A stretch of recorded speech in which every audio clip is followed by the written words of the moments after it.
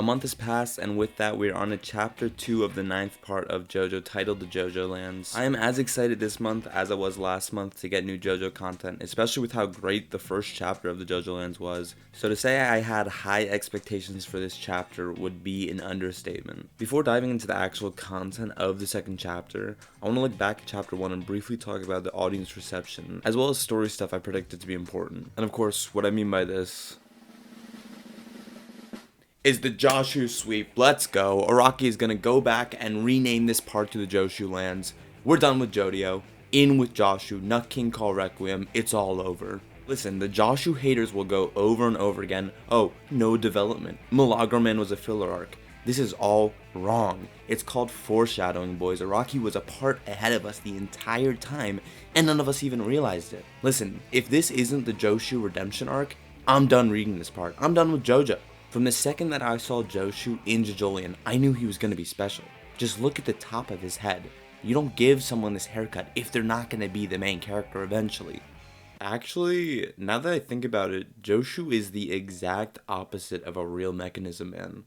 I believe I used the term soy flow cuck in the last chapter to contrast the Chad Mechanism Man, not even realizing this term fits Joshu perfectly. Oh well. I mean, a redemption arc is a redemption arc, so maybe he'll turn into the Mechanism Man we knew he was. Getting into actual audience reception, it's been insane seeing the boost in JoJo talk throughout the entire anime and manga community, as well as the reinvigorated passion in the direct JoJo community. I mean, on Twitter alone, JoJoLands in both chapters in the last 2 months has been trending with a ton of discussion, not only throughout the JoJo community, and it's been awesome to see. There's been a ton of JoJoLands memes being tossed around, theory crafting from all corners of the community, as well as just general appreciation for the quality chapter 1 brought us. I mean, I've seen multiple people discuss and agree that chapter 1 of the JoJoLands was one of the best starts that Araki's ever written, which to be fair, I think it's damn hard to argue against. In one chapter alone, we're introduced to a complete main cast, even though, I mean, obviously this is subject to change. Several main character stands, important thematic ideas and motivations, a punk-ass Zoomer drug dealer whose namesake defines the most important theme throughout all of JoJo, and a really exciting plot to kick us off into the first arc. You could argue that the first chapter lacked nuance to some extent, but to say that JoJoLands hasn't been exceptional given only 2 chapters would just be wrong. And trust me, I'm not biased. I promise. Going into actual content, last month we were left with the plot moving towards this diamond heist given to our cast by Meryl May Key, with the idea revolving around this mystery Japanese man on vacation, to Hawaii being the target. Throughout they were talking about this dude, we were all led to believe it would be like someone super strong like Josuke, reincarnated Toru, and of course the obvious answer, final form God mode Joshu. Spoiler alert, Nut King Call Requiem absolutely makes an appearance in this chapter. Last 2 things before delving into chapter 2 content. There's been some level of controversy and discussion revolving around Dragona's gender and what pronouns they should be discussed under. And from what I'm aware at the moment, Dragona is addressed in 2 different manners throughout chapter 1, one of them being by Jodio and the other through himself. And through both of those means, the translators believe the proper way of addressing at the moment would be as a man. I saw people saying that you should use they and them at the moment as things aren't 100% clear and they could be later clarified in different chapters and even the volume releases down the line. But in my opinion, I feel as if it's more ignorant to ignore the current way Dragona is being addressed. So until anything specifically changes with that, I will be addressing Dragona as he and him throughout these chapters. And the final thing before talking about the new chapter is that the translators for the JoJoLands, being Hiwamata Nobara, has released a little statement with this chapter just saying that people have been trying to snipe this series specifically as it's really popular, and that it's frustrating for them because they've been working on JoJo translations for over a decade. So just check them out in the link below. This is the translations that I'll be using throughout all of these reviews, as these guys have been with the series for a super long time.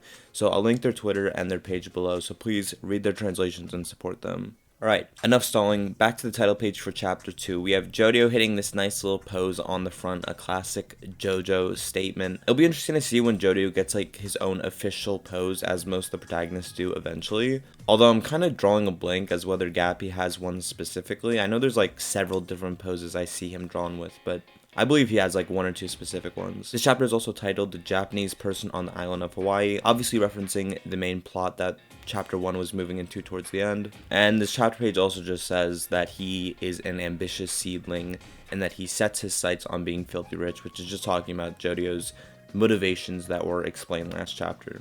Moving forward, we're introduced to this very trendy and attractive college-age student as she rides her bike straight up to our mechanism man Jojo, as he's posted under a tree playing his Nintendo Switch. We are very contemporary in these first 2 chapters. The girl starts saying she's a friend of some random person named Kate, and that she pretty much has a test coming up this weekend and is in need of this stuff. Jojo snaps back at her immediately and pretty much tells her to just get lost before corralling her back, with the premise that she has no passion, which is just to get her to engage in the trade, I suppose, which Jojo starts to engage in and explains that Meryl May occasionally suggests him to branch his little drug trade to university students as to have another economic outlet. The trade continues, and as they're conversing, Jojo realizes that this woman is acting super suspicious with questions and just flat out accuses her of being a cop. Given Jojo's cop destruction in the previous chapter, it's pretty easy to understand what he thinks about these blue fellas. The woman explains to Jojo that police officers are people of justice, and that police officers can't lie.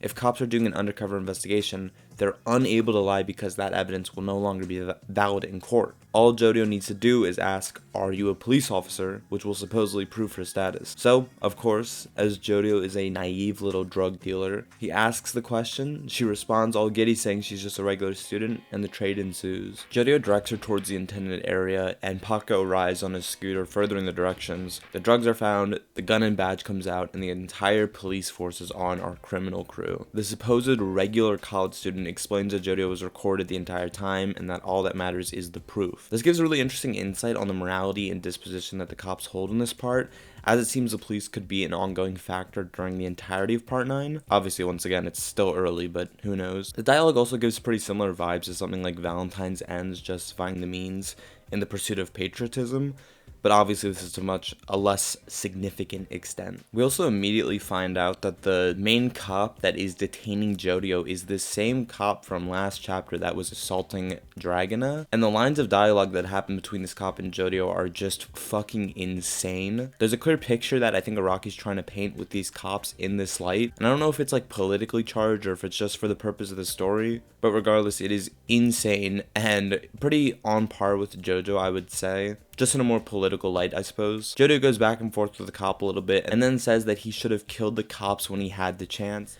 He then said that there is no proof that the cops said that they had, and he uses November Rain immediately to not only destroy the drugs they attained, but also to attack all the cops in the area. Right after this, in an inner monologue, Jojo talks about wanting to say something to these people, but realizing that there is no point, as they're never able to see the stands to understand what the hell is happening to them, which is interesting because it shows that there's probably not a ton of stand users in this town, especially throughout the cops, which Jojo seemingly has bouts with all the time. I don't know how he's not caught either. Like, he looks so obvious and very suspicious, so I don't know how they don't have his number down yet. But yeah, it gives us a good idea of the stand users in this town at the moment, at least. The cops escape the scene while being beaten by the rain, and Paka pretty much just yells at Jojo to compliment his actions, even though they are not friends, stated in the last chapter. I don't know if anyone else also gets flashbacks when seeing November Rain in action, but it reminds me of so much when Gappy and Mamazuka were attacked by the rain during the one review in JOJOLands. And it's only literally one scene, but I reread JOJOLands in like the last 2 months,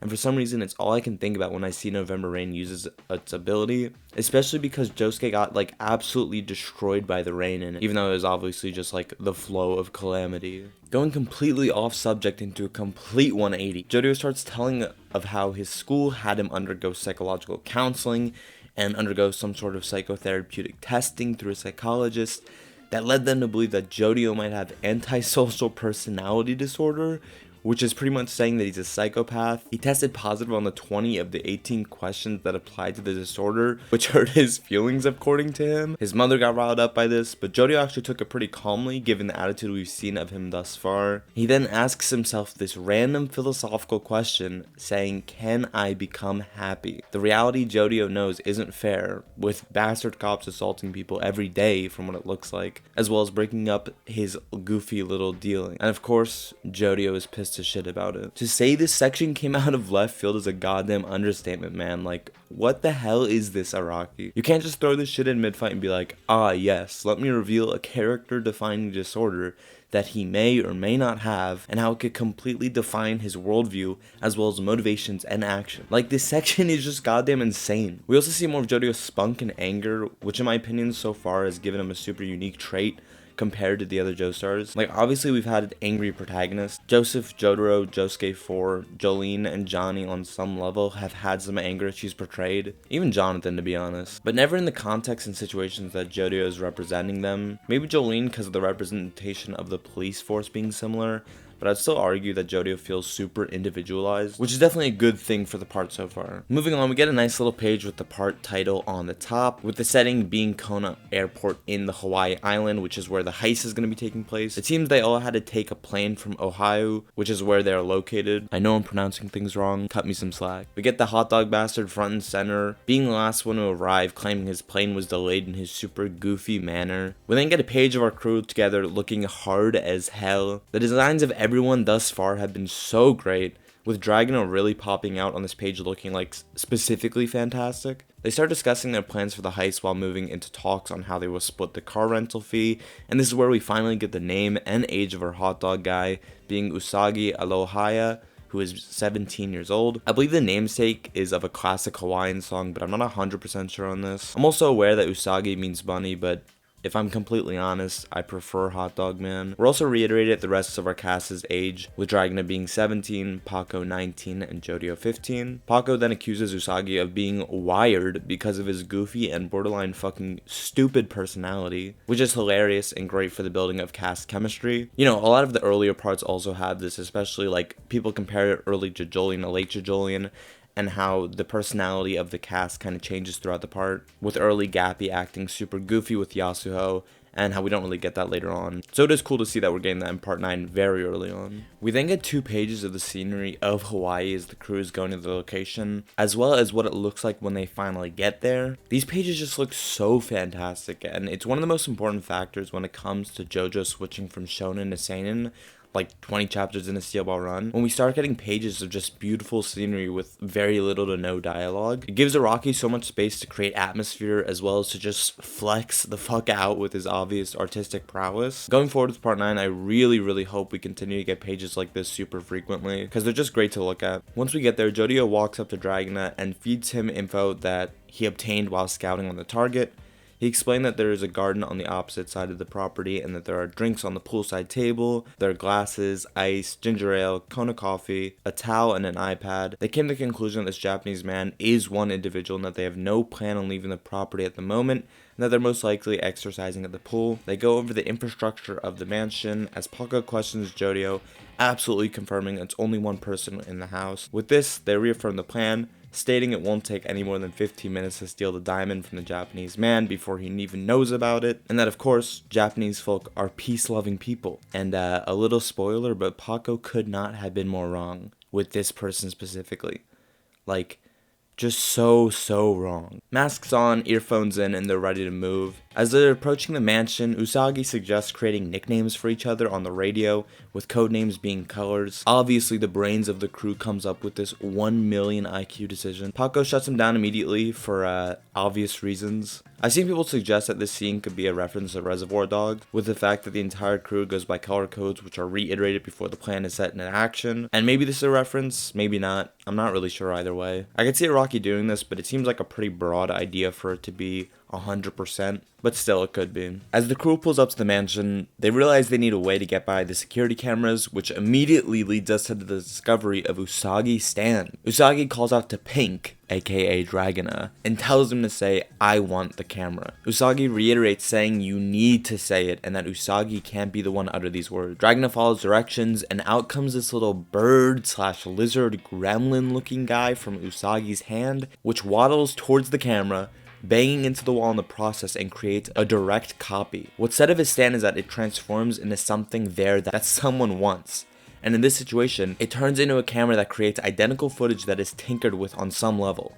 The right and left camera create 2 different but similar stories which lead to inaccurate proof, which by the way, the idea of proof has been stated multiple times in this chapter, which leads me to believe it'll be important, but we won't know for a long time anyway. The stand is called the Mate Kudasai, which is an awesome King Crimson song from their album Discipline, which is a banger, which it feels so good to like know a song reference without doing any research. Like, I can finally relate to Araki on this one with existing knowledge, so thank you, Usagi.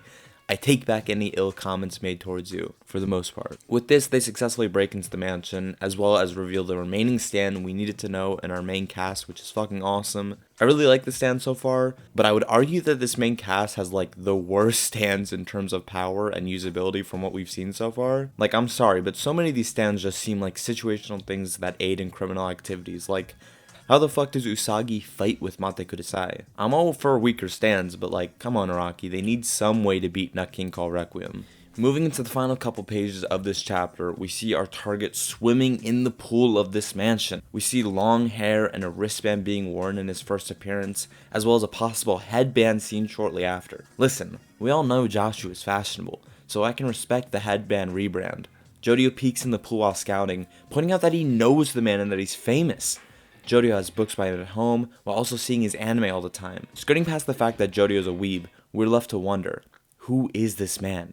As we turn the final page and get the unbelievable reveal, it's fucking Joshu, baby. We back in action looking clean as hell. Jojo's crew is done for. Not only has Joshu got over his fear of flying, but he is fit as hell and he's ready to... Wait, it's not Joshu? Who the fuck is it then?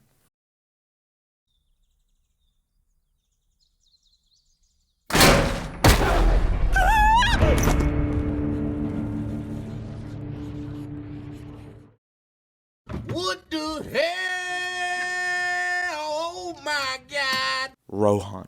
Rohan fucking Kishibe. What the fuck? Listen. Araki has played favorites with Rohan for 25 years, right? We all know this. Thus spoke Kishibe Rohan at the Louvre, the borderline gay drawings of the two. We know this is Araki's true goat. But bringing him back in part 9? What? Man, fuck continuity. Fuck continuing trends in the new universe. Let's completely destroy the pre-established rules and bring back a direct character from the original universe with same design, name, and profession. Who the fuck cares if we're playing favorites? It's only been damn near 20 years of the new universe. Let's just toss it out the damn window. When I tell you that my jaw was dropped when first reading this, I mean my jaw was fucking dropped. This is one of those moments that you shoot up from your chair and just walk around your room in awe for like 10 minutes, unable to calm down over how unbelievable this turn was. I'm not even joking when I say this, but this feeling was honestly applicable to the alternate universe Diego reveal leading into High Voltage. Like, what the how is Rohan back, man? There's no excuse, there's no explanation or reason this man should be in this part, let alone this universe. Man, we spent 10 years in Morio during JOJOLands not hearing this man's name uttered once. Like, I legit cannot explain how crazy and absurd this is that Rohan is back in a main part, probably acting as a main character. And you just know that Heaven's Door is going to be like the exact same thing. Like, at least with Killer Queen in JOJOLands, it had changed a bit, as well as Kira's design changing. Like, it was the same stand, but there was enough variation to call it a different stand. Like, you know that Heaven's Door is going to be the same ability. This is beyond ridiculous, beyond bizarre. It's literally just fan fiction. And to be completely honest, I'm absolutely all for this. I love Rohan. Heaven's Door is awesome. Part 4 is great. You guys like Part 4, right? I love Part 4. Yes. Oh my god. I can only imagine what role Rohan could possibly play in this part, but with this, we end the second chapter of the JOJOLands, once again, offering us with an insane and fantastic chapter. I'm just in awe with how this chapter played out, and I really am excited to see what happens in the next chapter. My official kind of prediction for next chapter would be that we will see the beginning of a fight between the main cast and Rohan, but I have no idea what this fight will even begin to look like. I'm sure we'll get ample iconic moments being pumped out from this part 4 Shuin that will eventually lead to this character being a member of the crew. There's no way Araki brings back Rohan to be like a minor antagonist. Like, I refuse to believe that. I also want to put out there that this Rohan is most likely very similar to the Rohan in part 4 in terms of age and stuff like that. Meaning that during JOJOLands, Rohan would have likely been like a tween or something like that. Meaning there would be no reference to him in part 8. I'm also very aware of my incorrect prediction with Joshu. But do not worry, he will be back. I'm absolutely sure of it. I could see Rohan leading us to a connection with the part 8 characters as well. Because Rohan is obviously going to be coming from Morio, so there will be a connection eventually, I'd guess. There's also been discussion of the possibility of getting a rehashed Josuke versus Rohan in this new universe, obviously with Gappy and Soft and Wet instead of Josuke 4 and Crazy Diamond. And although this would be hilarious, there is no way this fight lasts more than like 1 second, with Go Beyond doing his bullshit logic breaking ability and destroying Heaven's Door and Rohan. So what I find to be much more likely is that we'll get this story bit that will take place with the feud between Part 4 Rohan and Josuke, just reiterated through Gappy, with being that they are just gonna fucking hate each other. Whenever Gappy is reintroduced to JoJo through this new part, I'd assume we'll get some connotation of how he hates Rohan, and how it'll be somewhat similar to like the Joestar and Brando feud that is carried through Part 7, just on a much smaller and stupider level. It's also super interesting how we have a semblance of an entire cast already, as well as the full cast stands. I mean, if we look back at Chapter 2 of JOJOLands, you can see for yourself what was going on. I mean, what else needs to be said? This is, of course, completely disregarding the Kira information we got in Chapter 2 of JOJOLands, but, oh well. It's so crazy that the reveal of Usagi and Mate Kudasai were already kind of kicking off our first stand battle, which doesn't usually happen this quickly. I mean, it sort of does, but even still, it feels fast. This chapter also had some great moments between the cast, which are starting to build and reinforce the roles in the crew, which is really great for chemistry. From what it looks like, I'd say Jojo is kind of quiet and hot-headed, although he kind of pulls through when he's needed, and he's pretty smart as well. Dragon seems like the leader of the crew at the moment. He pulls people together and makes sure the team is functioning the way they need to. He also seems very smart, like Jojo. They both seem kind of naive though, especially Jojo. Paco sort of seems like the reliable, like, third party. Like, he's always there with the team, but he also feels a bit disconnected from their direct unit. He also seems pretty smart and very task-focused and oriented. He seemed a bit anxious in this chapter and the last as well, but it's kind of too early to assign him as an anxious person, I would say. Especially because he seemed pretty level-headed as well. And Usagi is that guy. You know, the guy on the team that you don't really want there, but for whatever reason he's tagging along and he kind of acts like a parasite you can't get rid of. That's Usagi. Mate Kudasai is allowed on the team though. The reveal of Jojo also possibly having antisocial personality disorder is like insane. It's like completely out of left field, and it's kind of hard to predict whether it will actually have an effect on the story as a whole, because with JoJo characters that were previously diagnosed with something, it feels like it doesn't really play a ton into how the story actually goes. Like, I'm pretty sure Anusui had some mental disorder or something, but it literally has like no effect on how he develops and interacts for the most part. It's more just used as like a plot of reference. The obvious exemption will be Diavolo and Doppio, which like his disorder is his entire character. So it'll be interesting to see if this affects Jojo as a character, or if it's just going to be tossed out the window. There's also been like a lot of talk on Jojo's lineage and the question of possibility that Jojo could be a direct descendant of the Joestar and Brando bloodline, being a Part 5 parallel as well as a Giorno parallel. And honestly, it's something I don't feel like super confident on believing or commenting on, because I haven't really done enough research into the possibility of it, and I think it's something that we could find out shortly down the line as well. The only obvious guess would just be that Diego had a child before or during the Steel Ball Run race, which is completely unknown to us, but it could be something even more evil, like Valentine bringing some weird Johnny and Diego fusion from an alternate dimension during Break My Heart, Break Your Heart, which would like really directly parallel the events from parts 1 to 3, and it would go, I'm just gonna stop there. The JoJoLands has been great so far, and I'm super excited to see what next month will bring us. I want to thank everyone who's watched this video as well as the last. The reception I received on the first video was like so crazy, because when I uploaded I literally had 0 subs, and now the video is almost at 1,500 views, which is so crazy. I definitely have the JoJo hype to thank for that. But regardless, I appreciate everyone that watched a ton. So thank you for the support. If you enjoy these types of videos and would like to subscribe or like the video to support me instead of update it with the next ones, that would be hugely appreciated. To give a little preview of videos I'd like to make, I'm currently in the works of making an analysis type video on Jobin, as he's like one of my favorite characters in all of JoJo, and I feel like there's a lot of really insightful things I have to say about him. Or I'd like to think so at least, that haven't really been said by like a ton of people in the community. But you know, JoJoLands become so popular recently, I feel there's a lot of other people making content like this, so we'll see when it happens. I'd also like to make a video on Canute from Vinland Saga, because likewise to Jobin, he's a like all-time favorite of mine, and I think there's like definitely a huge lack of content on him, which I don't really get honestly, but he seems like a character more people would like, but I don't know. Read Vinland, by the way. Once again, thank you everyone who has watched this video as well as the last, and I will see everyone with the next chapter of the JoJoLands. Peace.